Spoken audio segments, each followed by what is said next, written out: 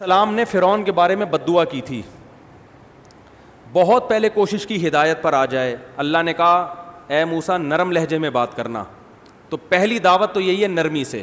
قولا لہ قولا لینا, نرم بات کرنا. حالانکہ ہزاروں بچوں کا قاتل ہے, لیکن اللہ چاہتے ہیں کہ توبہ کی توفیق مل جائے. اے موسیٰ نرم لہجے میں بات کرنا, شاید سدھر جائے.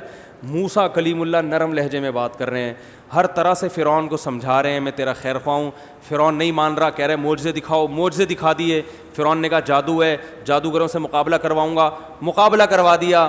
جادوگروں نے خود گواہی دے دی بھائی یہ معجزہ ہے, جادو نہیں ہے. جادوگروں کے ہاتھ پاؤں کاٹ کے لٹکا دیے.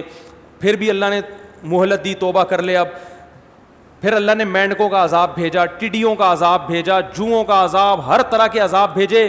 جب موسیٰ علیہ السلام دعا کرتے عذاب ٹل جاتا, دعا نہیں کرتے تو عذاب نہیں ٹلتا.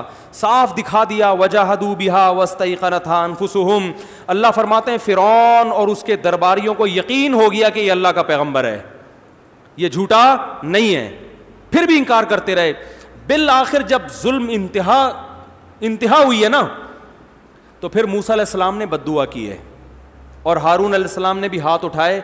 اے اللہ اب فرعون کو تباہ کر دے, اور پہلا دعا میں تجھ سے یہ مانگتا ہوں کہ اس کو اس سے ہدایت کی توفیق سلب کر لے. ربنا اطمس علی اموالہم واشدد علی قلوبہم.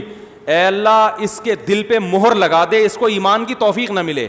ایسا نہ ہو کہ اتنی بدماشیاں کی ہیں اس نے, اب جب اس کی ہلاکت کا وقت آیا اور ہمارا وقت آیا کہ ہمیں ظلم سے نجات ملے, پتہ چلا یہ کلمہ پڑھ کے کیا ہو گیا, مسلمان. اور اللہ کا قاعدہ ہے کہ جب کوئی کلمہ پڑھ کے مسلمان ہو گیا 99 سال میں بھی, تو اللہ پچھلا سب کیا کر دیتے ہیں, معاف.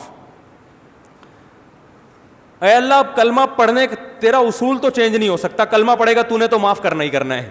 میں یہ تو نہیں کہتا کہ اپنا اصول چینج کر لے, یہ تو نے کرنا نہیں ہے. موت سے پہلے جو توبہ کرے گا تو نے معاف کرنا ہے, یہ تو تیرا لگا بندہ اصول ہے. یہ اصول تو تیرا چینج نہیں ہو سکتا. اب میں یہ تو نہیں کہہ سکتا کہ فرعون کے حق میں یہ اصول چینج کر لے, نہ, یہ تو تیرا اصول ہے کہ مرنے سے پہلے جو توبہ کرے گا وہ توبہ قبول ہوگی, بشرطے کہ بالکل حالت نزع کی کیفیت میں نہ ہو. تو اب میں تجھ سے ایک دعا مانگ رہا ہوں, اب تو اس سے کلمے کی توفیق سلب کر لے. اس کے دل پر ایسی اسٹیمپ لگا دے کہ اس کلمے کے علاوہ سب کچھ اس کی زبان سے نکلے, کلمہ نہ نکلے, اس کو ایمان کی توفیق نہ ملے. تو بتاؤ موسیٰ علیہ السلام یہ جو دعا مانگ رہے ہیں, تو کیا موسیٰ علیہ السلام ظالم تھے؟ ہے بھائی, کیا موسیٰ علیہ السلام چاہتے تھے کہ فرعون زبردستی جہنم میں جائے؟ وہ کسی کو جلتا ہوا دیکھ کے خوش ہونا چاہتے تھے؟ اگر آپ موسیٰ علیہ السلام کے بارے میں ایسے بدگمان ہو تو پھر یہ ایمان خطرے میں ہے نا. پیغمبر ہر لحاظ سے کامل ہوتا ہے, پیغمبر میں کوئی فالٹ بولو نہیں ہوتا.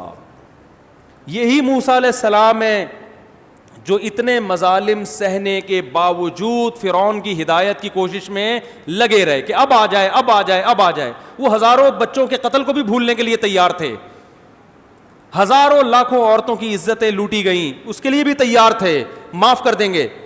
لیکن فرعون تیار نہیں تھا. اب جب آخری وقت ہے, ظلم حد سے بڑھ گیا ہے, تو موسیٰ علیہ السلام دعا مانگ رہے ہیں اللہ اس کے دل پہ مہر لگا دے, جب تک یہ دردناک عذاب نہ دیکھے اس وقت تک اس کو ایمان کی توفیق نہ ملے. کیونکہ جب عذاب دیکھے گا تو ایمان لانے سے فائدہ نہیں ہوگا. یہ اللہ کا اٹل فیصلہ ہے, عذاب دیکھنے کے بعد ایمان قبول نہیں ہے. اللہ نے کیا فرمایا, اجیبت دعوتکما, اے موسیٰ اور ہارون تم دونوں کی دعا میں نے قبول کر لی ہے. اب فرعون پر کوئی نصیحت اثر نہیں کرے گی, اب میں اس کو ایمان لانے ہی نہیں دوں گا. تو یہ بھی ایک آپشن ہے بھائی, یہ بھی ایک انداز ہے, سمجھ رہے ہو نا. تو اسلام میں بیلنس ہے. بعض لوگ اس طرف ہو جاتے ہیں, بعض اتنے سخت دل ہو جاتے ہیں کہ وہ کہتے ہیں پہلی دفعہ میں ہی ڈنڈا لے کے چڑھ جاؤ. وہ مولانا طارق جمیل صاحب اگر کسی حاکم سے ملنے جا رہے ہیں تو اس پر بھی اعتراض کہ علماء تو حکومت کے پاس نہیں جاتے تھے, وہ موسیٰ علیہ السلام تو فرعون جیسے ظالم کے پاس گئے ہیں, تو مولانا طارق جمیل صاحب وزیر اعظم کے پاس نہیں جا سکتے. تو ایک طرف غلو ہو جاتا ہے, اور بعض دفعہ دوسری طرف غلو ہو جاتا ہے. اتنے میٹھے بن جاتے ہیں کہ ایک آدمی ظلم کر رہا ہے تو بد دعا کرنے کو بھی حرام کہتے ہیں کہ نا نا نا نا نا, اور کوشش کرتے ہیں لیلۃ القدر میں مروا کے اس کو کہاں بھیجیں, جنت میں بھیجیں. لیلۃ القدر میں مرا جنت میں جائے گا, لیلۃ القدر میں مرا جنت میں جائے گا. او بھائی یہ جنت میں چلا گیا تو ان ہزاروں لوگ جو ہے نا ان پہ طرز کھاؤ. تو موسیٰ علیہ السلام فرعون سے دشمنی نہیں تھی, اپنی قوم سے محبت تھی. فرعون سے دشمنی میں نہیں بد دعا کر رہے تھے فرعون کے خلاف, اپنی قوم سے محبت میں غیرت کی وجہ سے دعا کر رہے تھے کہ اللہ یہ جنت میں چلا گیا تو میری قوم کے جو جذبات ہیں نا, جو ہزاروں صدیوں سے یہ ظلم کر رہا ہے, ہمارے جذبات کو ٹھیس پہنچے گی, ہم بھی تو تیرے بندے ہیں, کچھ ہمارا بھی خیال کر لے, ہم چاہتے ہیں کہ لٹکے کم بختی ہے. تو یہ بھی غیرت ہوتی ہے بھائی. نہیں آ رہی سمجھ میں تو جیسے چل رہے ہو ویسے ہی چلو. میں بار بار کہتا ہوں اگر میری باتیں سمجھ میں نہیں آ رہی تو جیسے چل رہے ہیں جس اسٹائل سے, اسی اسٹائل کی اسپیڈ اور بڑھا دیں پھر, ٹھیک ہے, اسپیڈ اور بڑھا دیں. اللہ سمجھنے کی توفیق عطا فرمائے. بیلنس رہنا چاہیے. یہ اسٹائل بھی ہے تو وہ والا اسٹائل بھی ہے, تو دونوں ہیں. نبی کے پاس بھی یہ دونوں طریقے تھے. آپ نے بد دعائیں بھی کی ہیں. فتح مکہ کے دن آپ نے اعلان کیا سب کو معاف کر دو. ابن خطل ایک بڑا ظالم تھا, وہ بیت اللہ کا غلاف پکڑ کے پناہ مانگ رہا تھا. آپ نے فرمایا ابن خطل کو جہاں پاؤ قتل کر دو. لوگوں نے کہا وہ تو بیت اللہ کے غلاف پڑا, فرمایا وہیں اڑا دو اس کی گردن. یہ بھی ہے. نہیں آ رہی سمجھ میں.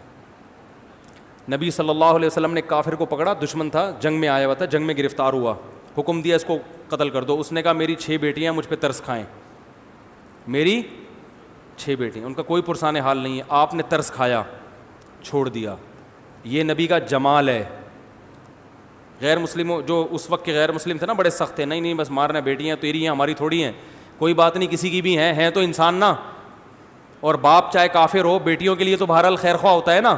تو اتنا بڑا مجرم تھا وہ, اس کے قتل کا فیصلہ ہو چکا, لیکن اللہ نے کہ نبی نے 6 بیٹیوں کا جب اس نے واسطہ دیا تو آپ نے کیا کر دیا, معاف کر دیا. یہ صفت رحمت ہے نبی کی, رحمت للعالمین. دوبارہ کمبخت سازشیں کرتا ہوا پکڑا گیا ہے بھائی, اس کو یہ نبی کی رحمت ہضم نہیں ہوئی, دوبارہ پکڑا گیا. آپ نے پھر دیکھا بھائی تو ہم نے تجھے معاف کیا تھا, تجھ پہ رحم کیا تھا, اور تو پھر ہمارے خلاف سازشیں کر رہا ہے. آپ نے حکم دیا گردن اڑا دو. اس نے پھر کہا میری 6 بیٹی ہیں, آپ نے فرمایا اڑا دو. یہ نبی کی کیا ہے سیاست. نہیں آ رہی بات. پھر آپ نے فرمایا لا یلدغ المؤمن من جوہر مرتین, مومن کو ایک سوراخ سے 2 دفعہ ڈسا نہیں جا سکتا. اگر ہم نے پھر چھوڑ دیا یہ کہیں گے یہ مومن تو بڑے بیوقوف ہوتے ہیں, ان 2 آنسو بہاؤ ترس کھا جاتے ہیں. یہ بھائی تجھے خود اپنی بیٹیوں کا خیال نہیں ہے. تو اب بھی سوال پیدا ہوتا ہے بیٹیاں تو یتیم ہو گئی نا, تو بھائی پہلے اپنے لوگوں کو تو یتیم ہونے سے بچاؤ. اگر اس کو چھوڑ دیا تو ہمارے بندے مارتا رہے گا, تو یہ ان کی بیٹیاں کسی کی بیٹیاں نہیں ہیں کیا؟ ہم تیری بیٹیوں کا خیال کریں, اپنی بیٹیوں کا خیال کریں.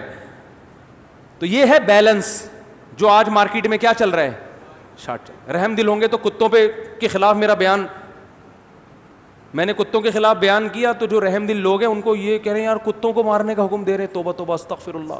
کتوں پہ ترس آنا شروع ہو گیا, اور سخت دل بنتے ہیں تو اتنے کہ ماشاءاللہ وہ کتے لوگوں کو کاٹ رہے ہیں, ان لوگوں پہ ترس. 2 مرغیاں ہماری لے گئے, مفتی صاحب پہ ترس, اور وہی زیادہ انڈے دیا کرتی تھیں. آپ کہیں آپ کو کیسے پتا چلا؟ جب مرغیاں شارٹ ہوئی ہیں تو انڈوں کی تعداد میں غیر معمولی کمی آئی ہے, اور لوگوں کو کاٹ رہے ہیں, پاگل ہو رہے ہیں. کتے کا پتہ تھوڑی ہوتا ہے بعض دفعہ کہ پاگل ہے کہ نہیں ہے, یہ تو کتوں کو ہی پتہ ہوتا ہے کہ بھائی یہ پاگل ہے یا نہیں ہے. تو کتا ہی ٹریس کر کے بتا سکتا ہے کہ یہ پاگل ہے اور کتنا ہے. تو عجیب حساب ہے یار, کتوں کو قتل کرنے کا ہم نے حکم دیا کہ ایم سی والوں کو چاہیے ان کو ماریں, تو اس پہ ترس آ رہا ہے کہ کتوں کو تو اسلام نے حکم دیا کہ پانی پلاؤ ان کو. ایک طرف اتنے رحم دل اور سخت دلی اتنی ہے کہ وہ کتے لوگوں کو کاٹ رہے ہیں, بائکوں والے ٹکرا کے گر رہے ہیں, ان کی ہڈیاں ٹوٹ رہی ہیں, ان بائکوں والوں پہ ترس نہیں ہے. یہ ہے. تو اسلام معتدل چیز مذہب ہے, وہ اعتدال سکھاتا ہے. اللہ سمجھنے کی عمل کی توفیق عطا فرمائے. بہت زیادہ ہو گیا بس.